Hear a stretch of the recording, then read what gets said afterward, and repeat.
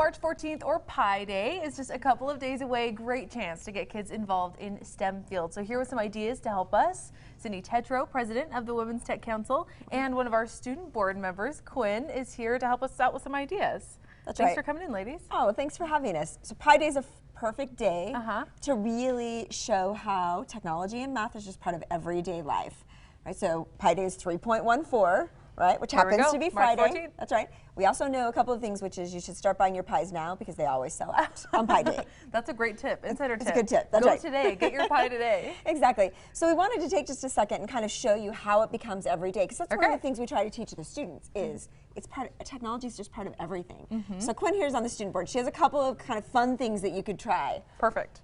I don't know about you, Sarah, but I'm a huge math nerd. I love math. Awesome. Which is not a very popular opinion among high schoolers, but anyway. Love it. One of the best things about Pi Day you can do is make one of these paper chains. Okay. While it may look really random, each chain, each color represents a different number, as seen here. So as you can see, we have 3.1415 all the way down. Cool. The This seems like a great way to get maybe a younger crowd involved. Yes. The record for the longest paper chain is 75,000, which is a lot of digits of pi, if you ask me. That is a ton. That must be a span a few buildings, I'm sure. Yes, it's very long. Cool. Another thing we can do is we can find, maybe if this will turn back on, let's see, there it is. We can find our Pi Day.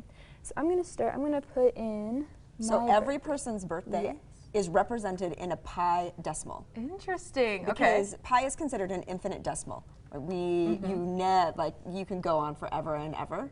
And so I think you roughly have to get to 66,000 digits and you will have hit everyone's 2-digit birthday sequence. Wow. Yeah. Okay. Okay, so I just put in my birthday here, 0327, and I'm going to click enter, and then it'll take a minute to load here. And it will calculate for her. And I have the 9,208th digit of pi. Awesome. So now we're going to enter another date. Okay. And Sarah, what is your birthday? My birthday is July 5th. Okay, is it the 6th month? Yeah. No. 07. 07. Month. Yep. 07, 05. 05. Perfect.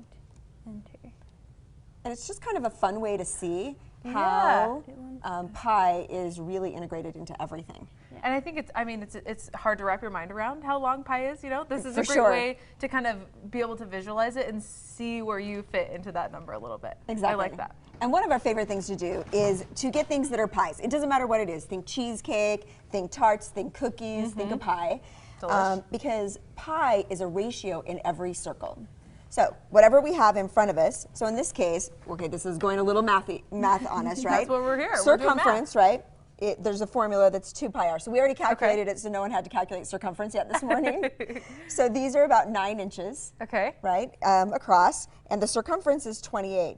Now, if we take our calculator and we divide that by 2r, we will always get pi. Interesting. And so this is something, so you can do this with anyone, your kids, in your classrooms, where you can measure it. You can then calculate what the circumference is, and you can find that no matter what size of a circle we get, you will always get pi.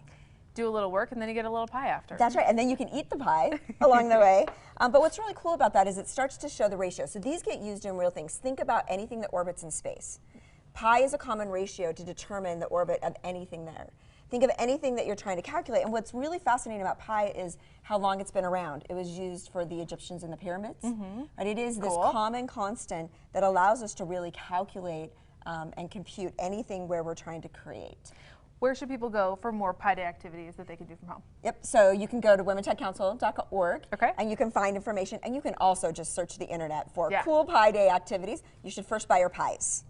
And buy your pie today. That's right. Find the activity later. Exactly, and for us, right, we're really thinking about how do you get girls involved in technology. Yes. So our She Tech program is free for all high school girls, and they should register and participate because it also includes things like internships with companies and a really great way to see the opportunities in technology. Cindy and Quinn, thank you so much for being here this morning. Awesome resources, and all of those are available on our website as well, abc4.com/GMU. Brian?